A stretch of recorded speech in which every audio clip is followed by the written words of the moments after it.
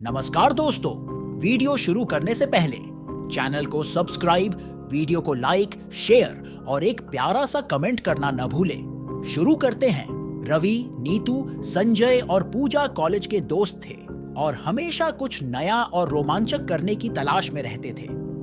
एक दिन इंटरनेट पर सर्फिंग करते समय उन्हें चार्ली चार्ली चैलेंज के बारे में पता चला।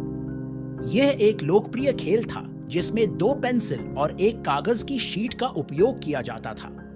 कागज पर हाँ और नहीं लिखा होता था और एक पेंसिल दूसरी पेंसिल के ऊपर संतुलित रखी जाती थी।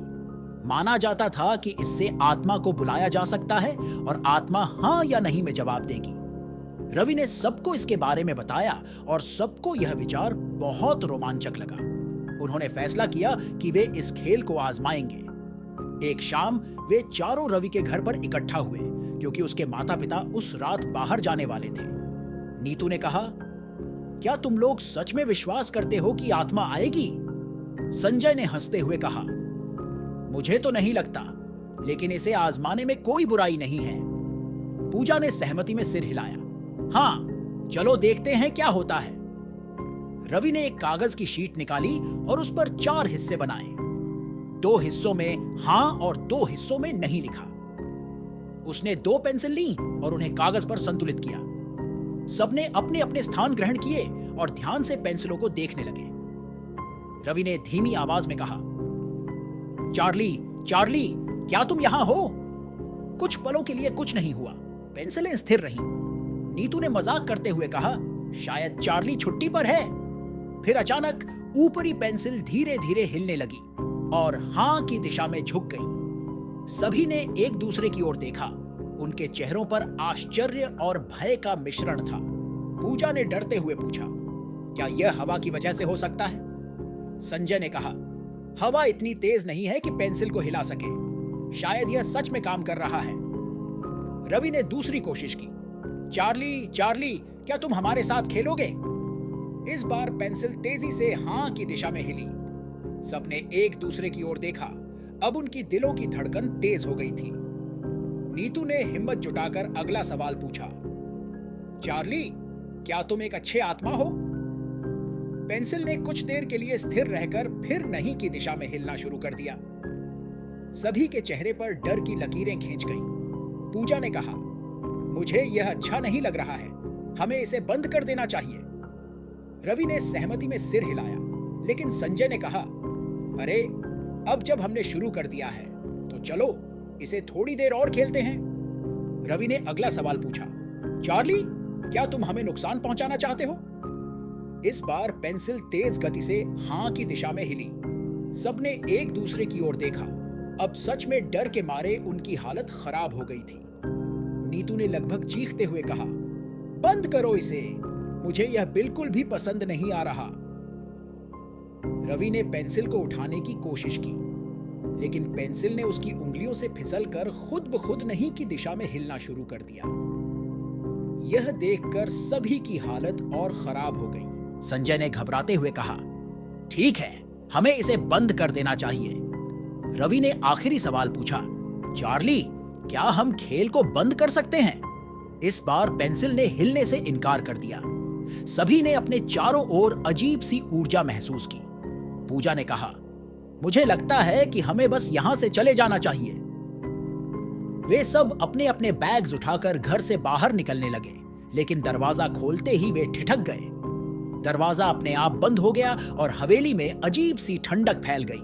सभी ने एक दूसरे की ओर देखा और समझ गए कि वे अब एक भयानक मुसीबत में फंस गए हैं। रवि ने हिम्मत जुटाकर दरवाजे को फिर से खोलने की कोशिश की, लेकिन दरवाजा जैसे जाम हो गया था।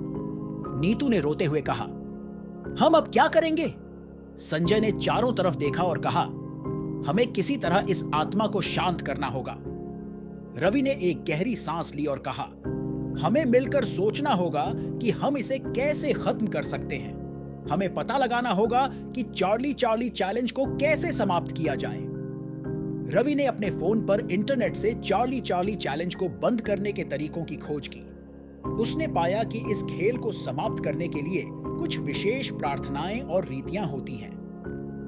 उसने दोस्तों को बताया कि उन्हें इन रीतियों का पालन करना होगा। संजय ने कहा, ठीक है, हम कोशिश करेंगे, लेकिन हमें पहले इसे समझना होगा। रवि ने एक मोमबत्ती जलाई और कहा, यहां लिखा है कि हमें आत्मा से विनती करनी होगी कि वह हमें छोड़ दे। सभी ने मोमबत्ती के चारों ओर घेरा बनाया और रवि ने कहा, चार्ली चार्ली, कृपया हमें छोड़ दो, हम माफी चाहते हैं। कुछ पलों के लिए कुछ नहीं हुआ। फिर अचानक से पेंसिल ने खुद ब खुद हिलना शुरू कर दिया और हां की दिशा में रुक गई। सभी ने राहत की सांस ली, लेकिन तभी हवेली के अंदर एक जोरदार धमाका हुआ और मोमबत्ती बुझ गई। पूजा ने डरते हुए कहा, यह क्या था?